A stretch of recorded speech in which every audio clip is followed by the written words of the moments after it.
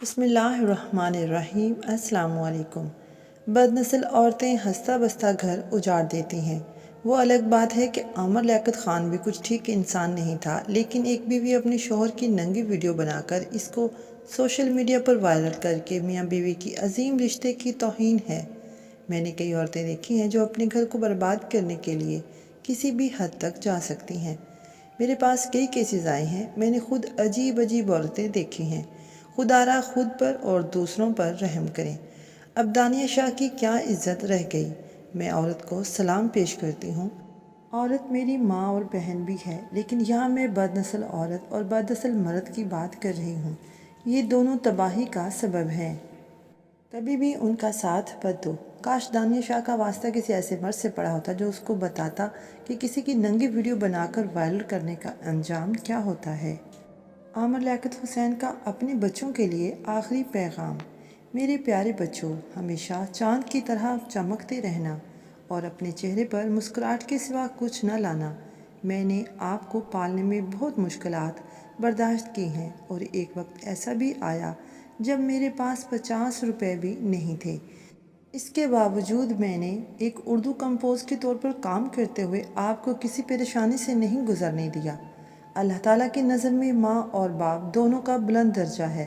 میں آپ کو اتنا اونچا دیکھنا چاہتا ہوں کہ جب میں مر جاؤں تو لوگ یہ نہ کہیں کہ عامر لیاقت کا جنازہ جا رہا ہے، بلکہ یہ کہیں کہ یہ احمد جو بہت بڑا انجینئر ہے، اور یہ دعا جو کہ سب سے بڑی گرافک ڈیزائنر ہے اور فن کی دنیا کا ایک بہت بڑا نام ہے، یہ ان کے والد کا جنازہ جا رہا ہے۔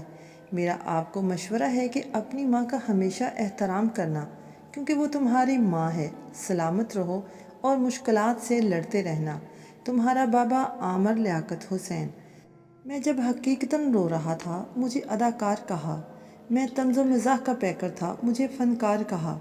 عامر لیاقت نے جب ملک چھوڑنے کا فیصلہ کیا اس دن وہ کافی اداس لگ رہے تھے۔ ہم نے ان کی آنکھوں کی طرف غور کیا کہ آخر آنسو بہا رہا ہے یا اداکاری کر رہا ہے۔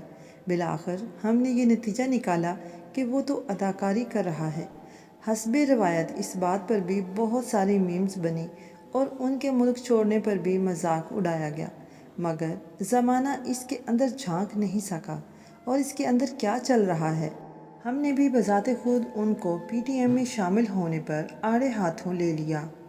ایک طرح سے دیکھا جائے تو آج عامر لیاقت کا قاتل ہمارا معاشرہ ہے۔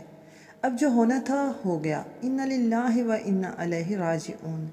عامر لیاقت حسین قضاء الہی سے انتقال کر گئے ہیں۔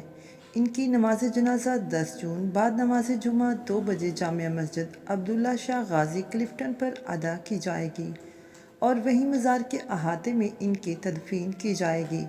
مرحوم کے دونوں وارثین احمد عامر اور دعا عامر نے ان کا پوسٹ مارٹم کروانے سے منع کر دیا ہے، اور ان کی خواہش کے مطابق مرحوم کو عزت اور احترام کے ساتھ ان کی آخری آرام گاہ تک لے جایا جائے گا۔ آپ سب سے دعائے مغفرت کی درخواست ہے۔ اللہ پاک مرحوم کے درجات بلند فرمائے اور ان کے آگے منازل آسان فرمائے۔ آمین یا رب العالمین۔